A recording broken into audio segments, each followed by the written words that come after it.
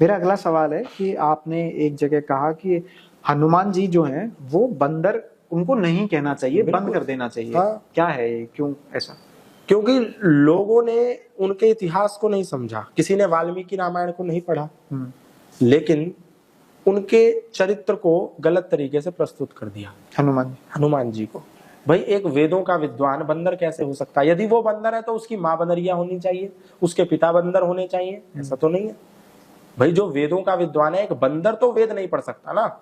वेदों का जो प्राकांड विद्वान है वो बंदर कैसे हो सकता है? लेकिन हमने उसको बंदर क्यों स्वीकार किया? क्योंकि हमारे मन पर एक चिट लगाई गई लीला की, कि ये लीला है।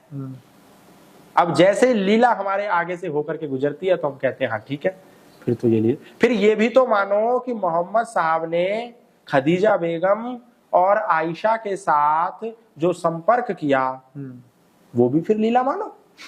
वो तुम क्यों लीला नहीं मानते?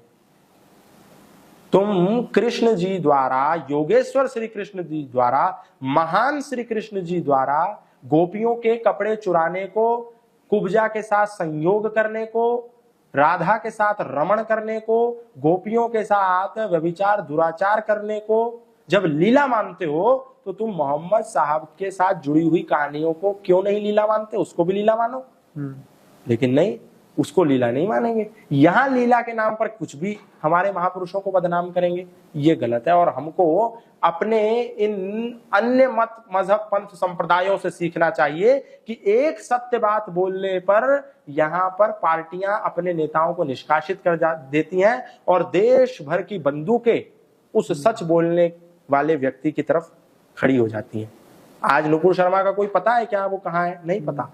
उसी बात को जाकिर नाइक विश्व के मंच से बोलता है। सेम बात जो नुपुर शर्मा ने बात कही वही बात जाकिर नाइक ने भी बोली। लेकिन तो इंटेंशन का खेल था, जो भी था। सच तो था ना वो? सच था। उसके बारे में बोलेंगे तो सर तन से जुदा, तन सर से जुदा, गुस्ताख नबी की एक सजा। लेकिन यहां तुम प्रतिदिन अपने ही महापुरुषों को स्वयं बदनाम कर रहे हो। कृष्ण पर ऐसे भद्दे गाने किसी मुसलमान व्यक्ति ने नहीं बनाए। कृष्ण को बदनाम करने के लिए भद्दे गाने किसी ईसाई व्यक्ति ने नहीं बनाए, कृष्ण के ही भक्तों ने बनाए। श्री राम को बदनाम करने वाले भद्दे गाने कोई मुसलमान गाने नहीं आया। शिव को गंजेड़ी भंगेड़ी नशेड़ी बताने वाला कोई मुसलमान दुनिया का नहीं है। कावड़ में तो कोई मुसलमान नहीं जाता। कौन जाता है? सनातन का व्यक्ति जाता है, और वही सबसे ज्यादा उन पर गंदे गाने बनाता है। जैसे पूरा भारत कहीं ना कहीं आज बंदर को पूज रहा है कि हम हनुमान जी की सेवा कर रहे हैं, उनको केला खिला रहे हैं, हनुमान जी की सेवा कर रहे हैं। तो मैंने बहुत लोगों को देखा है, वो हमने हनुमान जी को बंदर तो माना, लेकिन हमने हनुमान जी ने वेदों के पथ के अनुगामी थे ये मान करके कभी वेद के दर्शन तक नहीं किए। आज इस देश के 90-95% युवाओं ने, सनातन की पृष्ठभूमि से आने वालों ने वेद के दर्शन नहीं किए, लेकिन वो हनुमान के उपासक हैं। वो बजरंगबली हनुमान के उपासक हैं। लेकिन बजरंगबली हनुमान किस विद्या से ओतप्रोत थे उसके उन्होंने पढ़ना तो बहुत दूर की बात है, दर्शन तक नहीं किए। और जिनके घर में है भी वो लाल कपड़े में लपेट करके रखे हुए हैं। और इतनी भ्रांतियां कि महाभारत घर में मत रखो वरना महाभारत हो जाएगा, गीता घर में मत रखो क्योंकि तुम प्याज खाते हो, वेद को कोई नहीं पढ़ सकता क्योंकि तुम शूद्र हो, वेद को तुम हाथ नहीं लगा सकती क्योंकि तुम स्त्री हो। इतनी भ्रांति पैदा करके अपने सिद्धांतों को इतना कंजेस्टेड और इतना रिजिड कर दिया कि आम जनमानस कभी उस तक पहुंच ही नहीं पाएगा। इतना रिजिड कर दिया, एक वाक्य प्रसारित कर दिया, स्त्री शूद्रो न धीयताम, स्त्री और शूद्रों को शिक्षा का अधिकार नहीं है। बस खत्म हो गई बात। अब कोई पूछे कि ये कौन से शास्त्र में है, तो एक भी शास्त्र में नहीं है, ये मन की कल्पना है। आऊंगा मैं उस चीज पे, मगर मेरा उसी से जुड़ा एक सवाल है कि जैसे आप कह रहे हैं बंदर नहीं है, तो जो प्रकरण हम सुनते हैं कि हनुमान जी की पूंछ में आग लगा दी गई और लंका दहन हुआ, उसके बाद में उन्होंने उसको समुद्र में जाके बुझाया, तो ये जो है फिर वो पूंछ का प्रकरण आपने वाल्मीकि रामायण में कहीं पढ़ा? तो लंका दहन नहीं है, अब मैं आग लगाई गई। मैं बताता हूँ। आपने यूट्यूब पे बहुत सारे पॉडकास्ट बनाए, एक के बाद एक के बाद एक के बाद बैक टू बैक आप अच्छे अच्छे लोगों को यहाँ बुला के ले आए। जिन लोगों ने आपको जीरो से बढ़ते हुए देखा है और आपके इस YouTube की दुनिया में या सोशल मीडिया की दुनिया में 1 मिलियन फॉलोवर हो गए और आप एक बहुत नोटेबल चेहरा हो गए, तो आपके किसी मित्र का फोन आया, बोला गजेंद्र, तुमने तो यार पॉडकास्ट की दुनिया में आग ही लगा दी, तुमने तो यूट्यूब पे आग ही लगा दी, तहलका ही मचा दिया। तो इसका तात्पर्य क्या है कि आप दिल्ली माचिस लेके यूट्यूब को जलाए? नहीं, ये अलंकार है एक। हनुमान जी की पूछ थी, लेकिन वो पूछ क्या थी, हनुमान जी को हर समय पूछा जाता था। राम उनकी एडवाइस लेते थे, लक्ष्मण उनकी एडवाइस लेते थे, सेना का एक एक अग्रज व्यक्ति उनकी एडवाइस लेता था। उनकी पूछ थी, पूछ नहीं थी वो पीछे ठुकी हुई पूछ नहीं थी, पूछ थी। ऐसे ही जटायु को पक्षी बना करके प्रस्तुत किया, जबकि जटायु कोई पक्षी नहीं है, पक्षी है वो, राम के पक्षी है और रावण के विपक्षी हैं। शब्दों का हेरफेर है। जैसे एक सेंटेंस है, हे भृत त्वम सैंधव मानया, इस सेंटेंस का संस्कृत का क्या अर्थ है? हे भाई तुम सैंधव ले आओ, हे भृत गजेंद्र तुम सैंधव मानया। अब सैंधव क्या है? मतलब कि हे भाई गजेंद्र तुम सैंधव ले आओ। सैंधव क्या है? सैंधव के दो मतलब है, एक सैंधव का मतलब है घोड़ा और एक सैंधव का मतलब है नमक। मैं आपको कहूं हे भृत तुम सैंधव माने और हम यहाँ पर कुछ खा रहे हैं और आप घोड़ा ले आओ, तो आपसे बड़ा मूर्ख कौन होगा? कॉन्टेक्स्ट को समझ करके शब्दों का अर्थ लिया जाता है। और हम हॉर्स राइडिंग करने जा रहे हैं मैदान में और मैं बोलूं हे भृत गजेंद्र तुम सैंधव माने और आप नमक लाके टेक दो मेरे सामने, तो आपसे बड़ा बेवकूफ कौन होगा? मुझे लगाना नहीं है कि हे भृत तुम सैंधव घोड़ा माने, अर्थ नहीं बताऊंगा। ये आपकी बुद्धिमत्ता है कि आप संदर्भ और प्रसंग को, कॉन्टेक्स्ट और रेफरेंस को देख करके समझें कि यहाँ किस अर्थ का ग्रहण होगा। ये आपको बुद्धि लगानी है। एक एक अर्थ के कई मीनिंग है। देखिए एक बड़ा सवाल उठता है जब हम इस तरीके की धर्म पर चर्चा करते हैं, तो हिंदू और सनातन ये दोनों शब्दों में क्या अंतर है और ये कहाँ से आए? हिंदू जो शब्द है ये कोई शब्द नहीं है, किसी वेद में नहीं है, किसी दर्शन में नहीं है, किसी उपनिषद में नहीं है, किसी ब्राह्मण ग्रंथ में नहीं है, किसी संहिता में नहीं है, किसी स्मृति में नहीं है। हिंदू शब्द का अर्थ है फारसी, अरबी और उर्दू डिक्शनरी के अनुसार काला, चोर, लुटेरा, काफिर। हिंदू का अर्थ है, हिंदू का अर्थ है। काफिर क्या होता है? जो अल्लाह में ईमान ना लाए, जो कुरान पर ईमान ना लाए, जो मोहम्मद साहब पर ईमान ना लाए। ईमान मतलब विश्वास उनको ना माने, वो काफिर होता है। और काफिर वाजिबुल कत्ल है, उसको जहां पाओ वहां कत्ल कर दो, ऐसी आज्ञा है। ठीक है, तो आप काफिर हैं उनकी नजरों में। ठीक है, क्यों? क्योंकि आप मुशरिक हैं, आप बुत परस्त हैं। बुत परस्त और मुशरिक क्या होता है? मूर्ति की पूजा करने वाले। मुसलमान लोग तो मूर्ति की पूजा नहीं करते। अभी आपने बोला कि मैंने मोहम्मद साहब का कभी चित्र तक नहीं देखा। तो बुत परस्त जो है, जो मुशरिक है, जो भारत में रहते हैं लोग, उनको हिंदू नाम से अलंकृत किया गया। अब जब अलंकृत कर दिया गया तो हमने इस हिंदू शब्द को कैसे ग्रहण कर लिया जब हमारे कहीं शास्त्रों में नहीं है और हम कह रहे हैं गर्व से कहो हम हिंदू हैं? इसलिए कर लिया गया क्योंकि इस शाब्दिक कॉन्टेक्स्ट को हटा करके, रियल कॉन्टेक्स्ट, भाषा के कॉन्टेक्स्ट को हटा करके हमारे मन में एक विचार डाला गया कि जो सिंधु के उस पार रहते थे उनको हिंदू कहा गया। अब भाई जब सिंधु के उस पार रहते थे तो हिंदू कैसे कहा गया? सिंधु कहते, सीधी सी बात है। सिंधु के उस पार वाले हिंदू कैसे हो गए? सिंध से आया हिंद, सिंध से हिंद कैसे? सिंधु बोलते ना, तो वो कहते हैं कि वो सा को हा बोलते हैं। अब जब वो सा को हा बोलते हैं तो वो मुसलमान को मुहलमान क्यों नहीं बोलते? वो इस्लाम को इहलाम क्यों नहीं बोलते? भाई एक जब नियम लागू होगा तो सब शब्दों पे लागू होगा ना। तो ये हमें एक फेक स्टोरी हमसे चिपकाई गई। हमने कहा अच्छा इसीलिए हमको हिंदू कहा गया, चलो ठीक है गर्व से कहो हम हिंदू हैं, हिंदू हैं, हिंदू हैं, हिंदू राष्ट्र, हिंदू राष्ट्र। लेकिन असली शब्द क्या है? भगवत गीता में कहीं पर भी योगेश्वर श्री कृष्ण ने अर्जुन को नहीं कहा हे हिंदू पुत्र उठो, उठो और लड़ो अपने इन शत्रुओं से जो धर्म के अधर्म के पक्षधर हैं। तुम्हें धर्म की स्थापना करनी है, हे हिंदू पुत्र अर्जुन उठो। नहीं, उन्होंने बोला हे आर्य पुत्र उठो। कृष्ण ने अपनी धर्म पत्नी रुक्मणी जो थी, रुक्मणी जी ने प्रभु कृष्ण को क्या बोला? हे आर्य पुत्र। कृण्वन्तो विश्वमार्यम इंद्रम वर्धन्तु अप्तुरा कृण्वन्तो विश्वमार्यम अपाघनन्तो रावणा। वेद में नहीं कहा कृण्वन्तो विश्वम हिंदू, बोला कृण्वन्तो विश्वम आर्यम, क्योंकि आर्य जो शब्द है वो गुणवाचक शब्द है, श्रेष्ठ है। बोला मनुर्भवा, वेदों में बोला मनुर्भवा, मनुष्य बनो। ना हिंदू बनो, ना मुसलमान बनो, ना सिख बनो, ना ईसाई बनो। और उन्होंने क्या कहा? कुरान ने कहा कि जो मोहम्मद साहब पर ईमान ना लाए, जो कुरान पर ईमान ना लाए, जो नबी पर ईमान ना लाए, वो काफिर है, मुशरिक है, बुत परस्त है, उसको जहां पाओ वहां कत्ल कर दो, चाहे वो कितना ही सदचरित्र क्यों ना हो, क्योंकि वो कुरान को नहीं मानता, वो इस्लाम को नहीं मानता, वो मोहम्मद, वो काट दो। जो बपतिस्मा ना पढ़े, जो ईसा मसीह पर को ना माने, जो ईसाई संप्रदाय को स्वीकार ना करे, उसको लालच दो, भय दो, कुछ भी दो, लेकिन उसको ईसाई बनाओ। लेकिन वेदों ने क्या कहा कि किसी के ऊपर तलवार रख के उसको हिंदू बनाओ? नहीं कहा। बोला किण्वंतो विश्वमार्यम, दुनिया को आर्य बनाओ, श्रेष्ठ बनाओ, उत्तम बनाओ, नोबल बनाओ, make this universe noble. Noble की बात करते हैं। और जितने मैंने उदाहरण दिए ना, ये जितने ऑक्सफोर्ड, स्टैनफोर्ड, कैम्ब्रिज, हार्वर्ड से लोग आए, इनको कोई बुलाने नहीं गया। बैन बाबा को किसी ने नहीं बुलाया कि आकर के पैदल भारत की यात्रा करो। लूसी गेस्ट को किसी ने नहीं कहा कि तुम साध्वी दिव्य प्रभा बन जाओ।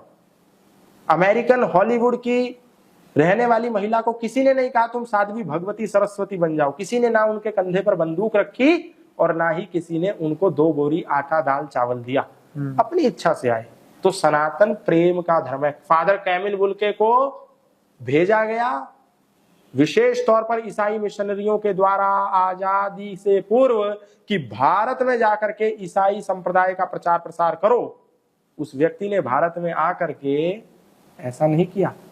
वो घूमता रहा। उसने जुबैर पढ़ रखी थी, तौरेत पढ़ रखी थी, कुरान पढ़ रखी थी, बाइबल पढ़ रखी थी, वो इन सब जिंदावस्था पढ़ रखी थी, इन सब चीजों का विद्वान था, सभी मत मजहब पंथ संप्रदाय का। आया किस लिए था भारत? ईसाई राष्ट्र बनाने के लिए, भारत में ईसाई मिशनरियों का प्रचार करने के लिए। लेकिन उसने रामायण की 1 चौपाई पढ़ ली और 1 चौपाई पढ़ने के बाद उसने रामचरितमानस पे पीएचडी करी, वो भी हिंदी में करी। और आजादी होने के बाद भी वो भारत में ही रहा। किसी ने फादर कैमिल बुल्के को आने के बाद कहा था कि तुम ईसाई संप्रदाय का प्रचार मत करो यार, तुम ये इतने पैसे ले लो और तुम रामायण पर पीएचडी करो। किसी ने कहा था क्या? नहीं। स्वेच्छा से सनातन जो है ना, वो श्रेष्ठता का भाव है, वो डर का, भय का, आक्रमण का, आक्रांता का भाव नहीं है। इसीलिए सनातन प्रेम का भाव है, क्वालिटी है यहाँ, क्वांटिटी भले ही कम हो। अभी हाल ही में एक बाबा बहुत फेमस हुए, बागेश्वर धाम सरकार, धीरेन्द्र कृष्ण शास्त्री, जो सुना होगा आपने। तो उन्होंने एक लाइन कही कि सनातन धर्म है, बाकी सब पंथ है, कोई धर्म ही नहीं है। बिल्कुल। क्या मतलब है इस चीज का? भाई 5000 साल पहले कौन सा मत था, कौन सा पंथ था, कौन सा संप्रदाय था, कौन सा मजहब था? सब सनातनी। पंथ का मतलब क्या है? पंथ मतलब एक कल्ट है, एक समूह है जिन्होंने एक अपनी विशेष पूजा पद्धति बना रखी है। हाँ। एक विशेष संविधान, एक पुस्तक बना रखी है, एक विशेष गुरु आचार्य बना रखा है, और वो अलग हो गए हैं। जैसे बौद्ध एक पंथ है, बौद्ध धर्म नहीं है, पंथ है। जैन एक पंथ है, वो अलग हो गए, अलग। ये आदि काल में नहीं थे। इस्लाम एक पंथ है, एक मजहब है, अलग हो गए। एक विशेष किताब बना दी है, एक विशेष नबी बना दिए, एक विशेष अल्लाह बना दिए, और उन्हीं की पूजा उपासना का विधान कर दिया। मतलब ये बात अचंभे की है कि सबसे पुराना धर्म सनातन है, और पूरे विश्व में एक भी देश नहीं है जो सनातनियों का हो। सिर्फ क्रिश्चियन और इस्लाम देखने को मिलता है। ऐसा क्यों? अच्छी चीज को फैलने में समय लगता है, और सबसे पुरानी चीज, बुरी चीज जल्दी फैल जाती है। एक लड़की अभद्रता से टिकटॉक पर, इंस्टाग्राम पर रील बनाती है, अपने विभिन्न अंगों को प्रदर्शित करती है, नाचती है, उसमें कोई आइडियोलॉजी नहीं है, कोई एजुकेशन नहीं है, कुछ नहीं है, उसके व्यूज 20 मिलियन। और आप एक हेल्दी कॉन्वर्सेशन कर रहे हैं, आप एक हेल्दी डिस्कशन कर रहे हैं, आपके व्यूज 200, 300, 400। एक लड़की शुरुआत करती है और कुछ भी डालती है, कुछ भी बनाती है, कुछ भी क्रिएट करती है, एकदम से बूम कर जाती है। उसी काम को आपको करने के लिए 5 साल लगते हैं, क्योंकि आपके मूल में एजुकेशन है। गलत चीज तुरंत प्रसारित हो जाती है, अच्छी चीज को प्रसार होने में समय लगता है। और इसलिए भी क्योंकि सनातन के मूल में न तो भय है, ना आक्रमण है, ना खौफ है, और ना ही भय के साथ लालच है। लालच भी नहीं है। वहां पर एक संप्रदाय ऐसा है जो आटा दाल बोरी चावल में किसी को भी खरीद लेगा। एक संप्रदाय ऐसा है जो भयभीत करके आपको खरीद लेगा। लेकिन इस देश में ऐसे भी लोग हैं जिन्होंने अपने मांस के टुकड़ों को बोटी बोटी कटवाना स्वीकार कर लिया, लेकिन वो लोग इस्लाम को स्वीकार नहीं कर गए। वीर बंदा बैरागी इसी स्थान पर, इसी दिल्ली में पिंजरे में बंद करके उनके मांस को नोच लिया गया, एक एक मांस को नोच लिया गया, सिर्फ हड्डियां नजर आ रही थी, पता है आपको। और उनका 5 साल का बच्चा अजय सिंह उनकी गोद में रखा गया और चाकू दिया गया कि मारो इसको। बंदा बैरागी ने कहा कि मैं महिलाओं पर और बच्चों पर आक्रमण नहीं करता। क्या किया फिर, उसके बच्चे के टुकड़े टुकड़े करके उसके हृदय को बंदा बैरागी के मुंह में ठूस दिया गया। लेकिन उस व्यक्ति ने इस्लाम को स्वीकार नहीं किया, ये तपस्या थी। गुरु गोविंद सिंह के बच्चे अजीत सिंह, फतेह सिंह, जोरावर सिंह और जुझार सिंह 18, 14, 9, 8, 5 साल के जो नौजवान थे, उन्होंने दीवार में खुद को चिन्हना मंजूर किया। जिंदा एक व्यक्ति को दीवार में चिन्ह दिया जाए, कैसी पीड़ा होगी, कैसी पीड़ा होगी। एक जिंदा व्यक्ति को दीवार में चिन्ह दिया जाए, वो भी 14 साल के नौजवान को। लेकिन वो व्यक्ति कह रहा है कि मुझे भले ही दीवार में चिन्ह दो, लेकिन मैं इस्लाम को स्वीकार नहीं करूंगा, मैं धर्म से समझौता नहीं करूंगा, मैं सत्य से समझौता नहीं करूंगा, मैं विद्या से समझौता नहीं करूंगा। क्या करना था, एक सिंपल सा पैटर्न अप्लाई करना था और पगड़ी को उतार करके एक गोल टोपी पहननी थी, इतना ही तो करना था। जनेऊ को हटा करके सिंपल चीज करनी थी। लेकिन उस बच्चे ने ये स्वीकार नहीं किया। उनके दादा गुरु तेग बहादुर यही चांदनी चौक पर उनके सामने भाई मतीदास, भाई सतीदास, भाई दयाल दास को आरे से बीच में से चीर दिया गया उनके सामने। लेकिन उस व्यक्ति ने इस्लाम स्वीकार नहीं किया। एक को गरम खौलती कढ़ाई में रख करके नीचे से आग लगा दी गई, उसने स्वीकार नहीं किया। ये वीरता थी, ये शौर्य था। आज आप जब हम धर्म की बात कर रहे हैं तो धर्म में हमें ये भी देखने को मिल रहा है कि आज हर व्यक्ति अपने धर्म के लिए कट्टर होता जा रहा है। जैसे अभी हमने देखा खालिस्तान की मांग हुई, मुसलमान वो अपनी अलग चलता है उनका, आज हिंदू वाले लोग जो हैं वो हिंदू राष्ट्र की मांग कर रहे हैं। तो अगर ऐसी आवाजें हर जगह से उठेंगी तो हालात आपको नहीं लगता नाजुक पैदा हो जाएंगे? ये अविद्या के कारण ही तो हो रहा है। जो लोग खालिस्तान की मांग कर रहे हैं वो खालसा पंथ को अच्छे से जानते ही नहीं है। गुरु गोविंद सिंह जी महाराज, पूज्य गुरु नानक देव जी महाराज, आप इनका गुरु ग्रंथ साहब पढ़िए। ये लोग वेदों के उपासक थे, ये लोग उपनिषदों के उपासक थे, ये लोग दर्शनों के विद्वान थे और इनकी स्थापना ही सनातन धर्म की रक्षा के लिए हुई थी। भाई गुरु गोविंद सिंह के पिता गुरु तेग बहादुर को क्या जरूरत थी दिल्ली के चांदनी चौक पर अपने बोटी बोटी टुकड़े कटाने की? क्या जरूरत थी? इसलिए किया क्योंकि कश्मीरी पंडितों के साथ जास्ती की जा रही थी, उनको मुसलमान जबरन बनाया जा रहा था। क्यों किया गुरु तेग बहादुर ने बलिदान? क्या अपने लिए किया? सनातनियों की रक्षा के लिए ही इस पंथ की स्थापना, इस ओजस्वी तेजस्वी संगठन की स्थापना गुरु गोविंद सिंह, वीरबंदा बैरागी, पूज्य गुरु नानक देव, इन लोगों ने किया था। अपने लिए नहीं किया था, सनातन धर्म की रक्षा के लिए किया था। अपने कौन चाहेगा अपने 4 बेटों को कुर्बान करना? नौजवान बच्चों को कुर्बान करना, 8 साल के बच्चे को, 14 साल को कौन चाहेगा? किसके लिए? क्या खालसा पंथ को बचाने के लिए कर रहे थे? सनातन धर्म को बचाने के लिए कर रहे थे। लेकिन मुझे लगता है कि उन्हीं खालिस्तानी समर्थकों ने शायद अपने ही पूर्वजों को अच्छी तरह पढ़ा नहीं है, क्योंकि यदि पढ़ा होता तो वो ऐसी अविद्याजनक बातें ना करते। अगर पढ़ा होता तो ऐसी बातें ना करते। मेरा अगला सवाल है कि जैसे आजकल पूरे देश में एक नारा बहुत ज्यादा प्रचलित है, जय श्री राम, और विपक्ष जब मैं पॉलिटिकल है बट कॉन्टेस्ट लेके आऊंगा तो उसका है कि जब राहुल गांधी ये कहते हैं कि ये लोग भारतीय जनता पार्टी वाले हमेशा जय श्री राम बोलते हैं, जय सिया राम कभी नहीं बोलते, ये सीता को आगे नहीं लाते, तो आपके अकॉर्डिंग क्या सही है, जय श्री राम या सिया राम? और क्या है इसमें? ये बकवास है।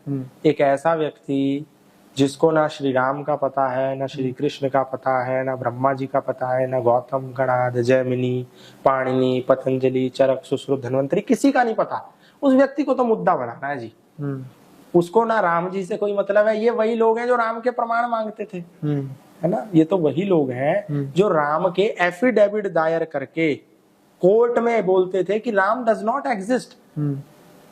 भाई जब तुमने ही कहा था राम डज नॉट एग्जिस्ट, आज तुम्हें सिया नाम ना जोड़ने से इतना पेट दर्द क्यों हो रहा है? ये तो समय का और कालखंड की बात है कि इनको अब सॉफ्ट सनातन की तरफ जाना है, थोड़ा वोट बैंक लेना है, तो कुछ नहीं मिला तो सिया राम ऐड करो, क्यों नहीं करते? मुद्दा बना रहे हैं। मगर ये एक बड़ा सवाल हो गया। जैसे अभी हाल ही में देश में प्रयागराज में अतीक अहमद और उसके भाई अशरफ अहमद का मर्डर कर दिया गया, उसका कत्ल हुआ, तो वहां पर जिन 3 मैं हत्यारों को कहूंगा कि उन हत्यारों ने जिसकी हत्या करी, उन्होंने करने के बाद जय श्री राम के नारे लगाए। तो आप इस चीज को किस तरीके से देखते हैं? क्या हम उन्हें राम भक्त कह सकते हैं? और अगर नहीं कह सकते तो ये हम किस सनातन की तरफ बढ़ रहे हैं जहां पे हत्यारा हत्या करने के बाद जय श्री राम के नारे लगा रहा है? देखिए, मैं इस प्रकरण के बारे में नहीं जानता कि उन लोगों का बैकग्राउंड क्या है। उन लोगों का बैकग्राउंड क्या है। तीनों उत्तर प्रदेश से आते हैं और छुटपइये मुकदमों में पहले एक आध बार जेल घूम चुके हैं, और तीनों ने जब मर्डर करने के बाद स्टेट किया पुलिस को कि हमने अतीक अहमद से बड़ा माफिया बनने के लिए मर्डर किया है। उन्होंने जो स्टेट किया वो ये अगर उन्होंने ऐसा कहा है तो बिल्कुल गलत किया उन्होंने, क्योंकि राम ने तजा था राज पिता के कथन काज, तुम मात तात बात धूल में मिलाते हो। राम ने निषाद आदि भीलों को लगाया गले, तुम कह पतित पैरों से ठुकराते हो। राम ने किया था माता सीता हित घोर युद्ध, तुम लाज देश की लुटेरों से लुटाते हो। और एक भी काम धाम राम के समान नहीं, किस बूते भैया तुम भक्त राम के कहते हो। तो राम के कार्य तुम्हारे आचरण में है या नहीं, यदि है तब तुम राम भक्त हो। झूठा राम का नारा लगा करके पब्लिश हो जाना, प्रसिद्ध हो जाना, ये राम भक्ति का प्रमाण नहीं है। सिर्फ दिखावे के लिए आप खुद को राम भक्त बना दो, तो ये तो आप तो राम भक्त नहीं हो, आप तो फिर पब्लिसिटी के भक्त हो, प्रसिद्धि के भक्त हो, है ना। वो राम जैसे आजकल हम शोभा यात्रा भी देखते हैं, वहां पर भी खूब युवा भगवा गमछा डाला और भाला त्रिशूल तलवारें लेके जय श्री राम मस्जिदों के आगे से उकसाते हुए निकल रहे हैं। तो वहां पे मतलब ऐसा लगता है कि प्रदर्शन चल रहा है कि आपके पास कितनी तलवारें लाठियां हैं और श्री राम के नाम पर ये सब हो रहा है। नहीं, ऐसा नहीं है। एक भी शोभा यात्रा आप मुझे दिखाइए जो श्री राम की जन्मोत्सव पे हुई हो, रामनवमी पे हुई हो, और एक भी सनातन धर्मी ने किसी मस्जिद की तरफ तलवार चला दी हो, किसी मदरसे की तरफ पत्थर फेंका हो। अभी बिहार में हुआ, मदरसे मस्जिद पे चढ़ के उनके वो तोड़ दिए गए गुम्बद जो होते हैं हिंदुओं ने, और तलवारें चलाई। हमने जागीरपुरी के दंगे भी देखे, मस्जिद के बाहर से ही शोभा यात्रा निकाल रहे थे, वहां पे पत्थर वत्थर फेंके गए मस्जिद पे। कई प्रकरण है ऐसा होता है कि एक व्यक्ति को देख करके हम पूरे समुदाय को बदनाम नहीं कर सकते, ठीक है ना। तो कुछ हो सकता है उन्हीं का षड्यंत्र हो, उन्होंने ही अपने लोग भेज दिए हो ये माहौल खराब करने के लिए, सनातनियों को बदनाम करने के लिए, कुछ भी हो सकता है। उसके संदर्भ प्रसंग के बिना भक्ति भाव नहीं लगता उस शोभा यात्रा में, ऐसा लगता है शक्ति प्रदर्शन हो रहा है। और इस तरीके से हम राम को जस्टिफाई नहीं कर रहे हैं। लोगों में क्या संदेश जा रहा है, क्योंकि आप सनातन का प्रचार कर रहे हैं, आप शिक्षित कर रहे हैं। तो कहीं ना कहीं आज जब लोग देखते हैं कि आज मुझे शोभा यात्रा में युवा का शामिल होने का पर्पस भी यही है। मेरे कई मित्र हैं, जब मैं उनसे बात करता हूं तो वो कहते हैं अरे चलेंगे, फोटो खिंचाएंगे, भगवा डाल के दिखाएंगे, तलवार के साथ फोटो खिंचा रहे हैं। तो वो चिन्ह बदल रहा है, वो कहीं ना कहीं दिखावे का जरिया बन रहा है श्री राम, और वो नहीं है वो, जैसा आप भी कहते हैं और मेरा मानना भी यही है कि श्री राम को जानना बहुत जरूरी है। तो वो जानने की बजाय दिखावा बन रहा है, और इस तरीके से युवा गलत डायरेक्शन में, उसको कैसे रोका जाएगा? उसको ऐसे रोका जाएगा कि जो भी इसके मुख्य आयोजक हैं, जो भी नेतृत्व करता है, वो अपने समाज में एक संदेश दें कि जब हम श्री राम की नवमी पर एक शोभा यात्रा निकालें तो हम वहां पर एक श्री राम को पढ़ने का संकल्प भी लें, हम वाल्मीकि रामायण का प्रचार भी करें। परशुराम का उद्घोष केवल हाथ में फरसा लेकर तो नहीं होगा, बिल्कुल। श्री परशुराम का उद्घोष परशुराम जी के ओजस्वी विचारों को पढ़कर होगा और उसको अपने जीवन में आत्मसात करके होगा। और रही बात तलवारों की, झंडों की, तो हमारे जितने भी पूर्वज हैं उनके सबके हाथ में अगर शस्त्र है तो शास्त्र भी है। देवियों के हाथ में यदि वेद दिखाई दे रहा है तो हाथ में त्रिशूल भी है, लेकिन वो त्रिशूल किसी को मारने के लिए नहीं है, आत्मरक्षा के लिए है, और वेद पढ़ने के लिए। इसीलिए आजकल तो कोई नेता है स्टेटमेंट दे रहे हैं कि अपने घरों में हथियार रखना शुरू कर दो, कभी भी मौका आ सकता है, गन रखो, हथियार के लाइसेंस लो। उत्तर प्रदेश में एक नेता ने बयान दिया। आप मतलब आप ये सोचिए कि आप धर्म की रक्षा के लिए, आपने कहा भी कि त्रिशूल हमारे रक्षण के लिए, आक्रमण के लिए नहीं है, तो रखो ना, उसमें गलत क्या है? हथियार रखना कितना सही है। तो अवैध हथियार थोड़ी रखने को कहा है, लाइसेंस देगी ना सरकार। वो आपको भी पता है कि उत्तर प्रदेश कैसी जगह है, उत्तर प्रदेश बिहार, वहां पे कितना लाइसेंसी हथियार रहेगा और कितना बगैर लाइसेंस के रहेगा। और आपको पता है कि घर में जब जहर होता है और जब बुरा मन होता है, समय सही नहीं होता, तो व्यक्ति दुरुपयोग भी कर सकता है ऐसी चीजों का। इसीलिए तो कहा है कि शिक्षा की, विद्या की बहुत जरूरत है। विद्या ही एक मार्ग है सत्यता का, इसके अतिरिक्त कुछ नहीं। उत्तर प्रदेश में श्री कृष्ण का भी जन्म हुआ, श्री राम का भी जन्म हुआ। अभी वहां से आवाज उठने लगी। अभी थोड़े समय पहले आपने भी देखा होगा, रामचरितमानस को लेके एक लाइन थी, ढोल गवार शूद्र पशु नारी ये सब ताड़न के अधिकारी, जिसको लेकर जो एमएलसी हैं समाजवादी पार्टी के स्वामी प्रसाद मौर्य, उन्होंने कहा कि रामचरितमानस में ये जो इस तरीके की लाइन है वो गलत संदेश देती है। उनको इसका अर्थ नहीं पता है। वो कौन व्यक्ति हैं, उनकी पृष्ठभूमि क्या है, ये देखना पड़ेगा। क्या उनको ये चौपाई जिस भाषा में लिखी है उस भाषा का ज्ञान है या नहीं, जानकारी है या नहीं, ये देखना पड़ेगा। क्योंकि एक कॉन्वेंट में पढ़ा हुआ व्यक्ति, एक अंग्रेजी माध्यम में पढ़ा हुआ व्यक्ति यदि वेद के किसी मंत्र का भाष्य करेगा तो निश्चित जान लीजिए वो गलत ही करेगा। संदर्भ और प्रसंग के अनुसार शब्दों का ग्रहण होता है, मैंने आपको ही बता दिया। बिल्कुल। एक शब्द के अनेक अर्थ होते हैं। अब आप बताइए गौ शब्द का क्या अर्थ है, बताइए। गाय। गाय। आपकी नजर में गाय है क्योंकि आपने एक ही शब्द सुना है, आपने संस्कृत भाषा का अध्ययन नहीं किया। लेकिन संस्कृत भाषा में गौ शब्द के अनेक अर्थ है। गौ का मतलब गाय भी है, गौ का मतलब पृथ्वी भी है, गौ का मतलब इंद्री भी है, गौ का मतलब वाणी भी है।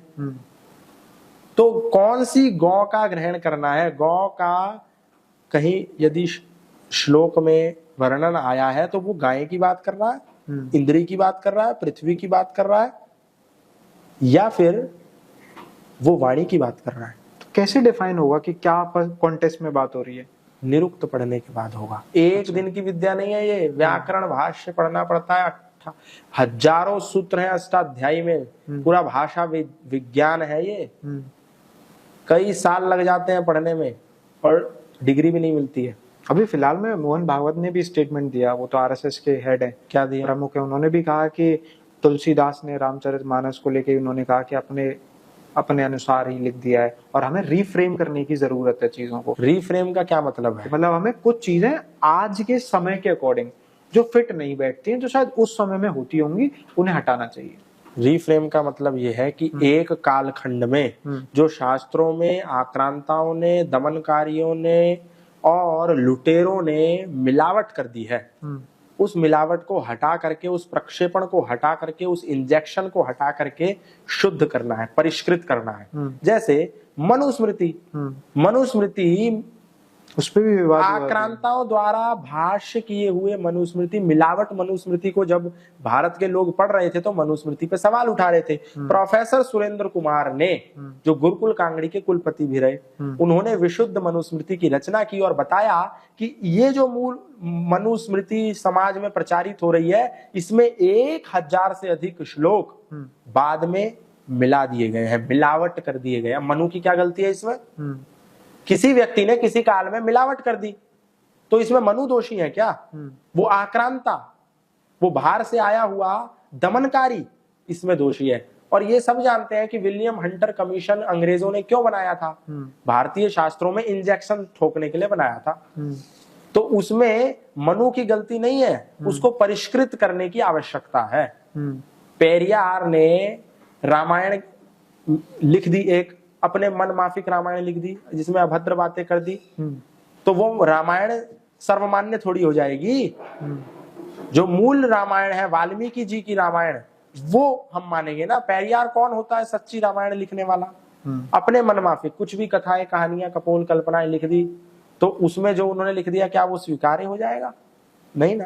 कभी बिहार की लड़की ने भी जलाई मनुस्मृति। मूर्ख है ना, वो पढ़ते नहीं है। यदि वो बिहार की लड़की मनुस्मृति को पढ़ती तो मनुस्मृति को जलाने की कोई आवश्यकता ही नहीं थी। आपको क्या लगता है क्यों जलाई जा रही है आज मनुस्मृति? वो ये कह रहे हैं कि जो नारी के प्रति सम्मान है वो उसमें गलत दिखाया गया है, सही नहीं है। उसमें नारी का जो डेफिनेशन है, या आप ये कह लो सम्मान की डेफिनेशन है, वो सही नहीं है, उचित नहीं है आज के समय के। अब इनसे कहो कि आप दिखाओ, प्रमाण दो, कौन से श्लोक में ऐसा कहा गया है कि नारियों को दमन करना है? कौन से श्लोक में ऐसा कहा गया है कि नारियों को अपमानित करना है? कौन से श्लोक में ऐसा कहा गया है कि नारियों को शिक्षा वेद से दूर रखना है, शूद्रों को दमन करना है? कौन से श्लोक में कहा गया है? वो एक भी श्लोक नहीं दिखा सकते। यत्र नार्यस्तु पूज्यन्ते रमन्ते तत्र देवता। क्या मतलब है इसका? जहां पर नारियों की पूजा होती है वहां देवता भी निवास करते हैं। ये अपमान है या सम्मान है? सम्मान है। शूद्रो ब्राह्मणतामेति ब्राह्मणश्चैति शूद्रताम क्षत्रिया जातमेवं तु विद्या द्वेषा तथैव च। एक शूद्र व्यक्ति भी श्रेष्ठ गुण कर्म आचरण स्वभाव को ग्रहण करके ब्राह्मण हो सकता है, और एक ब्राह्मण व्यक्ति भी निकृष्ट कर्म करके शूद्रत्व को प्राप्त हो सकता है। ये शूद्रों का सम्मान है या अपमान है? बताइए। जैसे कर्ण के साथ क्यों नहीं देखने को मिलता हमें ये सब? क्या वो कभी क्षत्रिय या वो क्यों नहीं बन पाए? उन्होंने, हमने देखा कि वो सिर्फ इस वजह से ही कि वो क्षत्रिय नहीं थे, वो अपनी विद्या भूल जाते हैं, उन्हें श्राप मिलता है परशुराम जी का। आपने कहाँ पढ़ा? मतलब देखा ही है, जैसा चित्र कहाँ देखा है? सारी चीजें कहाँ देखा है? जो महाभारत देखा है हमने। वो घालमेल है, मैं फिर कह रहा हूँ। अच्छा, आपने तो ये भी पढ़ा कि एकलव्य का अंगूठा काट लिया, क्यों? क्योंकि वो शूद्र था। ऐसा ही पढ़ा। लेकिन जब वन पर्व आप पढ़ेंगे, जब आप वन पर्व पढ़ेंगे महाभारत का, तो आपको पता चलेगा कि जब कुत्ते का मुंह पूरा बाणों से भर गया, एकलव्य ने जब तीर छोड़े तो द्रोणाचार्य ने देखा ये तो बड़ी अद्भुत कला है। कुत्ते का मुंह बाणों से भर गया और एक एक बाण जब निकाला गया तो कुत्ते के मुंह में खून भी नहीं निकल रहा है। अद्भुत कला है। हमने उनका परिचय मांगा, तुम कौन हो? तो उसने बोला कि मैं जरासंध के प्रधान सेनापति हिरण्यधनु का पुत्र एकलव्य हूँ। महाभारत के वन पर्व में ये व्याख्या आती है। जब उनने कह दिया कि मैं प्रधान सेनापति हिरण्यधनु का पुत्र हूं, तो वो शूद्र कहां से हो गया भाई? एक सेनापति कोई क्षत्रिय होगा कि वो शूद्र होगा? क्षत्रिय होगा ना। फिर हमारे शास्त्र कहते हैं जन्मना जायते शूद्रः संस्कारात् भवेद द्विजा वेद पाठात् भवेद विप्रः ब्रह्म जानात इति ब्राह्मणा। जन्म से प्रत्येक व्यक्ति शूद्र है, कर्म से द्विज है, ब्रह्म की जानकारी होने से ब्राह्मण है। तो कहाँ ये डिस्क्रिमिनेशन है भैया? कहाँ डिस्क्रिमिनेशन है? हमें क्यों ऐसा लगता था कि एकलव्य शूद्र का पुत्र था, इसीलिए द्रोणाचार्य ने उनको शिक्षा नहीं दी? क्योंकि हमने टीवी में देखा, परोसा गया हमारे सामने ऐसा। महाभारत को पढ़ते तो पता चलता कि वन पर्व में इस घटना का उल्लेख है, और उसको ऐसे प्रस्तुत कर दिया गया कि हमने सोचा कि अरे द्रोणाचार्य तो बड़े कपटी निकले, वो तो जातिवादी थे। अगला मेरा सवाल है कि थोड़ा देश पे वापस आ जाते हैं। काफी हमने बात कर ली है। आप गांधी को राष्ट्रपिता नहीं मानते? मैं नहीं मानता। हाँ, कहा? आपने बोला एक वीडियो में। मैं नहीं मानता, देश की सरकार नहीं मानती। मैं तो कह रहा हूं, मैं ही नहीं मानता, देश की सरकार भी नहीं मानती। लखनऊ की एक लड़की ने भारत सरकार पर आरटीआई लगाई और बोला कि कौन से दस्तावेजों के आधार पर गांधी जी को राष्ट्रपिता की उपमा से अलंकृत किया गया है। आप किसी सरकार से आरटीआई लगा के पूछो कि कौन से दस्तावेजों के आधार पर अटल बिहारी वाजपेयी जी को भारत रत्न दिया गया है, कौन से दस्तावेज के आधार पर नेहरू जी को भारत रत्न दिया गया है। क्योंकि नेहरू जी जब आप पैदा हुए तब जा चुके थे ऊपर। जब आप पैदा हुए तो नेहरू जी मर चुके थे। तो अब वो दस्तावेज आपने देखा ही नहीं। नेहरू जी कौन से दस्तावेज, कौन से सर्टिफिकेट, कौन से प्रमाण पत्र के आधार पर भारत रत्न हुए, तो सरकार आपको एक कॉपी भेजेगी, बताएगी कि ये रहा वो दस्तावेज जो उस समय दिया गया था, या जब भी वो भारत रत्न हुए तो ये जारी किया तो योगदान के लिए अवार्ड है ना। हाँ हाँ, दस्तावेज देगी ना। हाँ बोलो, हाँ ये दस्तावेज है, इसके आधार पर नेहरू जी भारत रत्न थे, इस दस्तावेज के आधार पर अटल बिहारी वाजपेयी जी भारत रत्न थे, है ना। ये मानोगे आप? अब जब उस लड़की ने आरटीआई लगाई कि कौन से दस्तावेज के आधार पर गांधी जी राष्ट्रपिता थे भैया, तो सरकार ने कहा ऐसा तो कोई दस्तावेज ही नहीं है हमारे पास। कौन से दस्तावेज के आधार पर थे? कोई दस्तावेज ही नहीं है। तो बिना सर्टिफिकेट के कोई राष्ट्रपिता हो जाएगा? क्या भारत देश गांधी के होने से पहले अस्तित्व में नहीं था?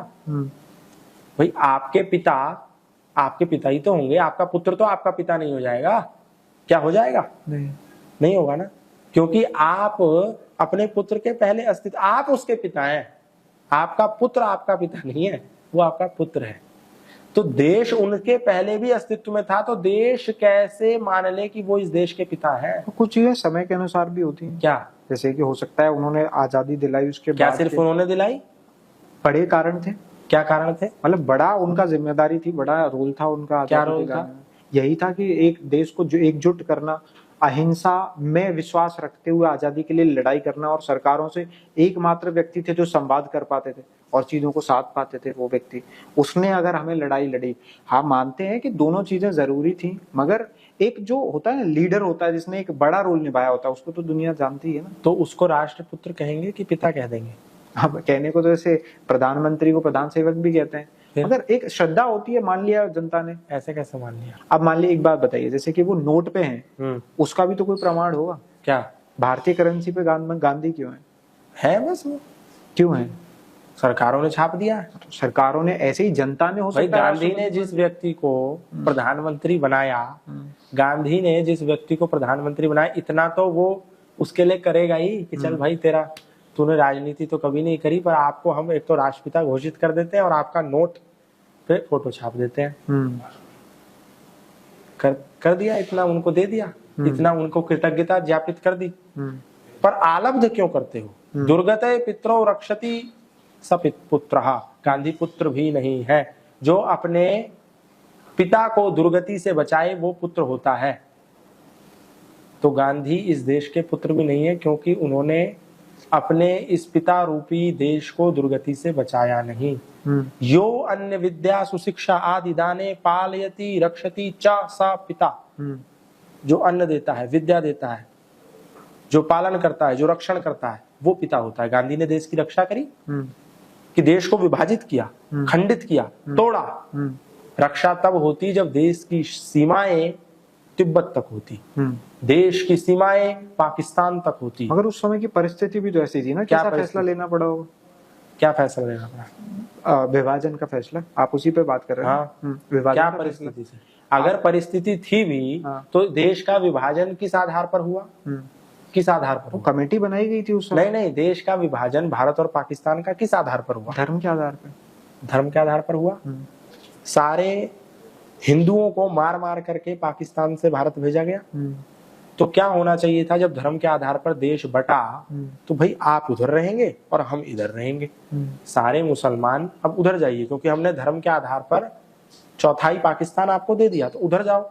गांधी खड़े हो गए चट्टान की तरह, बोले ये तो मेरे भाई हैं, ये तो नहीं जाएंगे, तो भारत में रहेंगे। वहां से हिंदुओं को, सनातनियों को माल गाड़ियों में काट काट करके मुसलमानों ने भगाया, उनका सामान लूट लिया, उनकी संपदा लूट ली, उनके हीरे जवाहरात, सोना चांदी, धन दौलत सब कुछ लूट लिया, उनकी महिलाओं को वहीं रख लिया और बाकियों को काट के, मार के, प्रताड़ित करके भगाया गया।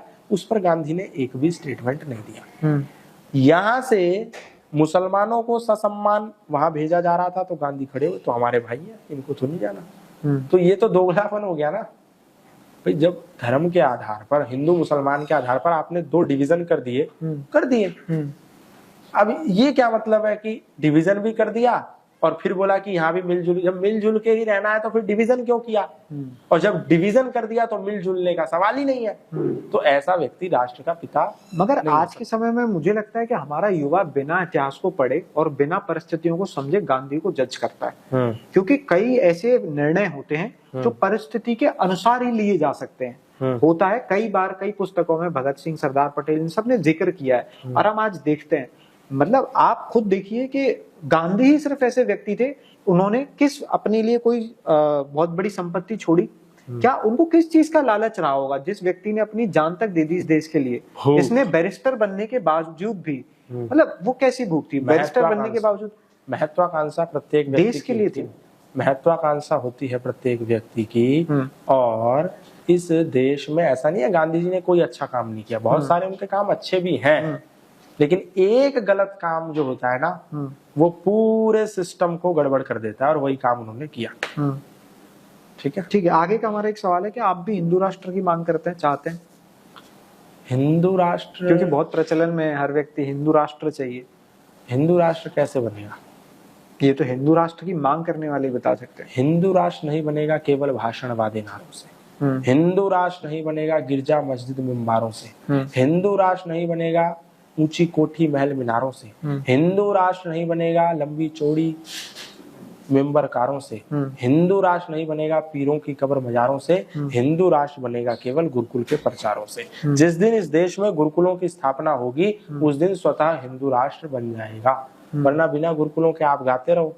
मदरसों की संख्या बढ़ती चली जा रही है, बाइबल स्टडी सेंटर की संख्या बढ़ती चली जा रही है और गुरुकुलों की संख्या घटती चली जा रही है। अब बताओ इस्लामिक राष्ट्र बनेगा, ईसाइयों का राष्ट्र बनेगा या हिंदुओं का राष्ट्र बनेगा? बताओ। जिसकी लाठी उसकी भैंस, जिसके जितने अधिक मदरसे, जिसकी जितनी अधिक मस्जिद, जिसकी जितने अधिक गिरजाघर, उनका देश बनेगा, कि जिसका एक भी गुरुकुल नहीं उनका देश बनेगा। आपको मैंने देखा कई वीडियोस में कि आपको इंडिया को इंडिया कहने से भी दिक्कत है। आप कहते हैं कि इंडिया को इंडिया क्यों कहना है, भारत ठीक था, क्या परेशानी है इंडिया कहने में? क्या ठीक है इंडिया कहने में? जैसे कि कोई भी नाम हो सकता है किसी का भी, कई ऐसे देश हैं जिनको कई नामों से बुलाया जाता है, तो उसमें इंडिया को भी भारत, हिंदुस्तान ऑलरेडी है, आर्यवर्त पहले से है, अगर इंडिया और हमें अंग्रेजी वर्जन मिला तो उसमें गलत क्या था? भैया आपको कोई नया नाम चोर दे दे, डाकू दे दे, तो आप उसे स्वीकार कर लेंगे? बट इंडिया में चोर डाकू जैसा कुछ नहीं है। ऐसा नहीं लगता कि इससे इंडिया का डिफेमेशन हो रहा है, ऐसा तो कुछ नहीं लगता नाम से। आप ऑक्सफोर्ड की डिक्शनरी उठा करके पढ़िए। हाँ। इंडिया, इंडियन शब्द की जो, इंडियन शब्द की जो व्याख्या है, इंडिका की संतानें। इंडियन शब्द मतलब इंडिया की, इंडिका की संतानें। इंडिका कौन है? जो अवैध बच्चे पैदा करती है। अवैध बच्चे कौन पैदा करती है? जिसका विवाह क्रिश्चियन लॉ के, चर्च के लॉ के अनुसार नहीं हुआ, बाइबल के लॉ के अनुसार नहीं हुआ, वो इंडिका है और वो उनकी दृष्टि में अवैध है। मुझे एग्जैक्टली याद नहीं, मगर अंग्रेजों ने जो इसको परिभाषा दी थी, शायद कोई इंडिगो करके फसल होती थी हमारे यहाँ, जिस वजह से हमारा नाम उनको इंडिया दिया। ये तो ऐसा कुछ था, मैं बता रहा हूँ। ये वही बात है कि गलत चीज में कोई ऐसी कपोल कल्पना वाली कहानी बना देना ताकि आम लोग उसे स्वीकार कर लें। ये तो कपोल कल्पना है। इंडिगो के नाम से ही भारत को रख दिया। अरे भारत में इतनी वैभव संपदा थी, उसके नाम से रख देते। क्या एक सामान्य इंडिगो नाम की फसल से किसी देश का नाम इंडिया हो गया? तो वो अवैध जिसकी संतानें हैं वो इंडिका है और उसके बच्चे जो हैं वो इंडियन हैं। क्यों? क्योंकि वो क्रिश्चियन लॉ के अनुसार चर्च में उनकी शादी नहीं हुई, वो सब अवैध है। इसलिए उनके देश में आप किसी व्यक्ति को इंडियन यदि कहते हैं तो उनके कानून के अनुसार आपको 6 महीने की सजा भी हो सकती है, क्योंकि ये एक गाली है। इंडियन होना, किसी को अवैध संतान कहना, नाजायज औलाद कहना, ये क्या बहुत गर्व की बात है? एक गाली है ये। 6 महीने की जेल, कम से कम जुर्माना अलग से ठोका जाएगा। जाके देख लो, आपको अगर यकीन ना हो तो 6 महीने काटाओ उनकी जेल में आप। तो इसलिए मैंने बोला कि उनकी डिक्शनरी के अनुसार उन्होंने हमें ये गाली दी और इस गाली को हमने स्टैंप लगा लिया। हमारे पूर्वजों ने हमें एक नाम दिया आर्यावर्त का, हमारे लोगों ने हमें नाम दिया आर्य का, लेकिन हमने बोला कि नहीं, ये जो श्रेष्ठ है, हम श्रेष्ठ नहीं है, हम तो चोर, लुटेरे, काफिर, डाकू हैं, लुच्चे लफंगे बदमाश हैं, हम तो अवैध संतान है। ये शब्द तो हमने गर्व से स्वीकार किए। किंतु ये जो आर्य शब्द था, और इस आर्य शब्द के बारे में बोला, आर्य तो बाहर से आए थे, इन्हीं अंग्रेजों ने ये प्रसारित किया। जो असली हमारा मूल है उसको तो बोल दिया ये बाहर से आए थे, और जो गालियां थी वो बोल दिया कि तुम ये हो। यही तो बोला कि आर्य बाहर से आए थे। श्रेष्ठ, आर्य, नोबल जो हमारा असली नाम है उसको बोला बाहर से आए थे, और जो नकली नाम है बोला ये तुम हो। हिंदू जो नकली नाम है, इंडियन जो नकली नाम है, इंडिया जो नकली नाम है, ये तुम हो। आर्यावर्त को उठा करके कोने में फेंक दिया, भारत को कोने में फेंक दिया। भारत का अर्थ क्या है? भा मतलब ज्ञान, रत मतलब लिप्त। जो ज्ञान में लिप्त रहता है देश वो भारत है, और ज्ञान में लिप्त रहने वाले लोग भारतीय हैं। ये गौरवान्वित जो शब्द है, गौरवान्वित जो शब्द है, इसको तो हटा के बाहर फेंक दिया, और ये उल्टे सीधे शब्द, अवैध जो शब्द है वो हमने स्टैंप लगा लिए। भाई बताइए ना, चाइना का अंग्रेजी में ट्रांसलेशन क्या है? बट चाइना एक्सेंट हो सकता है कि हम लोग चाइना को चीन कह दें। चीन हिंदी नहीं, हम जब किसी भाषा को ठीक से नहीं बोल पाते हैं तो थोड़ा सा शब्दों में विकृति पैदा हो जाती है। जैसे भ्रातृ, भ्रातृ मतलब क्या है संस्कृत में? क्या है? भारतीय मतलब भ्रातृ, भ्रातृ क्या बोलते हैं? भ्राता। हाँ। भ्राता मतलब भाई। हाँ। अग्रज भ्राता, हाँ। बड़ा भाई। अनुज भ्राता, भ्राता, छोटा भाई। तो जब वो लोग भ्राता शब्द नहीं बोल पाए तो उन्होंने बोला ब्रादर। क्या हुआ? विकृत होकर के फिर वो ब्रादर जो शब्द है वो अंग्रेजी का हो गया। त्रिगोणमिति जब नहीं बोल पाए, ट्रिग्नोमेट्री शब्द का उच्चारण, फिर वो ट्रिग्नोमेट्री उन्हीं का शब्द हो गया। इसी प्रकार से चाइना जब हम नहीं बोल पाए तो हमने चीन, तो वो एक्सेंट का सिस्टम है, लेकिन ऐसा नहीं कह सकते कि चाइना का हिंदी में अनुवाद चीन है ना।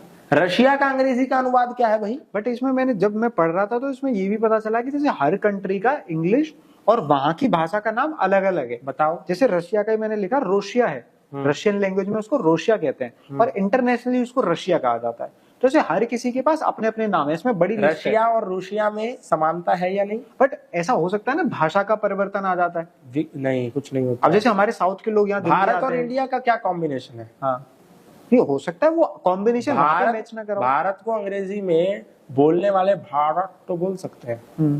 जैसे नरेंद्र मोदी को डोनाल्ड ट्रंप आए, मोदी तो मोदी बोला, लेकिन वो मोदी का अंग्रेजी में ऑक्सफोर्ड डिक्शनरी में ट्रांसलेशन देख के आए थे क्या कि अंग्रेजी ट्रांसलेशन क्या है? ऐसा नहीं होता। विवेकानंद को वो ठीक से उच्चारण नहीं कर पाए। मगर शायद ये गलतफहमी नहीं है कि लोग ऐसे सोचते हैं कि भारत का इंग्लिश वर्जन है इंडिया? यही तो सोच रहे हैं ना, ये तो गलत है ना। जबकि इंडिया एक अलग नाम है।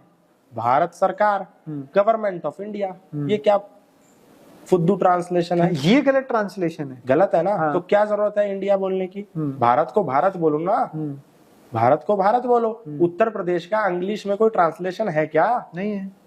उत्तराखंड का अंग्रेजी में कोई ट्रांसलेशन है क्या? नाम का ट्रांसलेशन तो हो भी नहीं सकता ना भाषा में। फिर भारत का कैसे हो सकता है? आपको आपकी मम्मी पुत्र गजेंद्र कहेगी, बेटे गजेंद्र। आपका बेटा कहेगा मेरे पापा गजेंद्र। आपकी पत्नी कहेगी मेरे पति गजेंद्र।